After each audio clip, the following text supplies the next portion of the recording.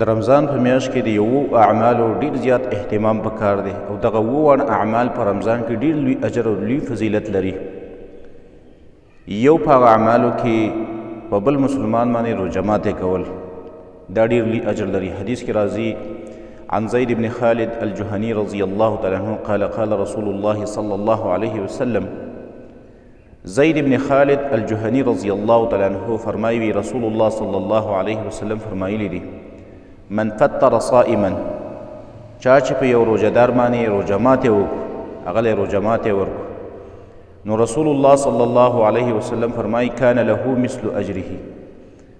دې سړي ته هم دومره اجر میلاو شو څومره چې دغه روژهدار ته اجر میلاویږي. سره د دې نه چې د دغه روژهدار په اجر کې څه کمی نه راځي هغه ته خپل اجر میلاو شو خو د هغه دومره اجر دې ورکوونکي روژه ماتې ورکوونکي ته هم میلاو شو. یو سړی د رمضان کې روژه نیولې ده او ماښام کې په چا روژه ماتې وکړو په یو سړي روژه ماتې وکړو نو دا لکه دوه روژې چې نیولي د خپلې روژې اجر هم ورته میلاو شو او د هغه د روژې دومره اجر ورته بل هم میلاو شو. دویم په رمضان په میاشت کې د تهجد اهتمام کول قیام اللیل چې ورته وایي د شپې راپاڅېدل او تهجد کول. حدیث کې راځي عن ابي هريره رضی الله تعالی عنه قال قال رسول الله صلی الله علیه وسلم. ابي هريره رضی الله تعالی عنه فرمایي رسول الله صلی الله علیه وسلم فرمایلی دي من قام رمضان ایمانا واحتسابا څوک چې په رمضان کې قیام اللیل وکړي په نیت د ثواب مانی نو رسول الله صلی الله علیه وسلم فرمایي غفر له ما تقدم من ذنبه الله پاک د ده ټول مخکني ګناهونه معاف کوي په قیام اللیل باندې د شپې په تهجد باندې په رمضان کې. دریم په رمضان کې د قرآن تلاوت کول قرآن له وخت ورکول د قرآن درس له وخت ورکول د ډېر زیات اهتمام پکار دی. حدیث کې راځي عن ابن عباس رضی الله تعالی عنه د عبدالله ابن عباس رضی الله تعالی عنه روایت دی قال داوی کان رسول الله صلی الله علیه وسلم اجود الناس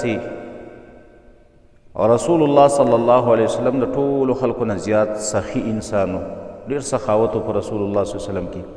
وكان اجود ما يكون في رمضان او رسول الله صلی الله علیه وسلم په رمضان کې ډیر زیات سخاوت کاوه د رمضان په میاشت کې. حين يلقاه جبريل کله به چې جبريل علیه السلام د ده خواله راتو او رسول الله صلی الله علیه وسلم هغه ته به د قرآن درس ورکاو. يلقاه جبريل في كل ليلة من رمضان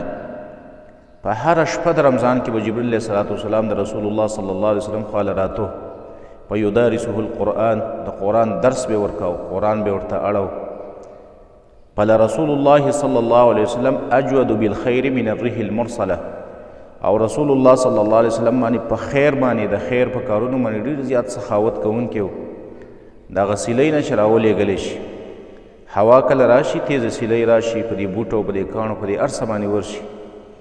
هر چاته ورسیږي د قشان رسول الله صلی الله علیه وسلم د هوا نه هم ډېر زیات سخاوت کوونکی و. دریم په رمضان کې څلورم په رمضان کې د دعا اهتمام ډېر زیات کول پکار دی. حدیث کې راځي چې کله د شپې د اخرنۍ حصه شروع شي او خاص کر د پیشمني په ټیم کې دعاګانو اهتمام ډېر پکار دی. رسول الله صلی الله علیه وسلم فرمایي ينزل ربنا تبارک وتعالى كل ليلة الى السماء الدنيا هر شپه رب العالمین دی نږدې اسمان د دنیا ته راکوزیږي. حين يبقى ثلث الليل الاخر کله چې د شپې د اخرنۍ درېیمه حصه پاتې شي 2-3 بجو نه وروسته 2 بجو 3 بجو ټیم کې دغه ټیم شروع شي نو الله پاک د اسمان د نږدې اسمان ته راکوشي او الله پاک فرمایي چې من یدعوني څوک شته دی چې زما نه دعا وغواړي فاستجیب له چې زه له دعا قبوله کړم. پخپله الله اعلان کوي من یسألوني فاعطیه څوک داسې شته دی چې زما نه څه شی وغواړي او زه یې ورله ورکړم. من یستغفرني فاغفر له داسې څوک شته دی چې زما نه بخښنه وغواړي زه ورته بخښنه وکړم. څلورم عمل پنځم عمل په رمضان کې غیبتونه پرېښودل دروغ پرېښودل چغلي او تهمتونه او غلطې فحش خبرې پرېښودل د دې ډېر زیات اهتمام پکار دی. عن ابي هريره رضی الله تعالی عنه قال قال رسول الله صلی الله علیه وسلم ابي هريره رضی الله تعالی عنه فرمایي رسول الله صلی الله علیه وسلم فرمایلی دي من لم يدع قول الزور والعمل به څوک چې دروغ خبرې فرینې دي په رمضان کې نو فلیس لله حاجة فی ان یدع طعامه وشرابه د الله رب العالمین دې ته د سره ضرورت نشته چې دا بیا خپله ډوډۍ پرېږدي او یا اوبه پرېږدي یو سړی دروغ نه پرېږدي نو بیا دې دا خوراک هم کوي اوبه هم دې څکي طعام هم دې خوري که نه څوک چې په رمضان کې دروغ خبرې غلط مجلسونه فرې نه دي نو د الله دې ته د سره حاجت نشته چې دا سړی خپل طعام او خپل اوبه پرېږدي شپږم نمبر عمل د چا چې وس کېږي په رمضان کې عمره کول حدیث کې راځي عن ابن عباس رضی الله تعالی عنه عبدالله ابن عباس رضی الله تعالی عنه فرمایي رسول الله صلی الله علیه وسلم فرمایلی دي چې عمره کول په رمضان کې تعدل حجة دا د حج برابره ده او حجة معي یا رسول الله صلی الله علیه وسلم داسې وفرمایل چې په رمضان کې عمره کول دا دغه حج برابر ده چې هغه حج زما سره یو ځای څوک وکړي اووم نمبر عمل په رمضان کې اعتکاف په اخرو شپو کې اعتکاف کول دا 10 ورځې اعتکاف د اخرنۍ عشره چې ورته وایي عبدالله بن عمر رضی الله تعالی عنه فرمایي رسول الله صلی الله علیه وسلم ان النبي صلی الله علیه وسلم كان يعتكف في العشر الاواخر من رمضان رسول الله صلی الله علیه وسلم په رمضان په اخرنۍ عشره کې اعتکاف کوو نو دا و اعمال دي د دې زیات اهتمام په دې رمضان په میاشت کې دی رمضان میاشت زموږ نه هسې تېره نه شي دا خپله ډکه کړو په اعمالو باندې او خاص کر بیا دا و اعمال چې که موږ وښودل د دې ډېر زیات اهتمام په رمضان کې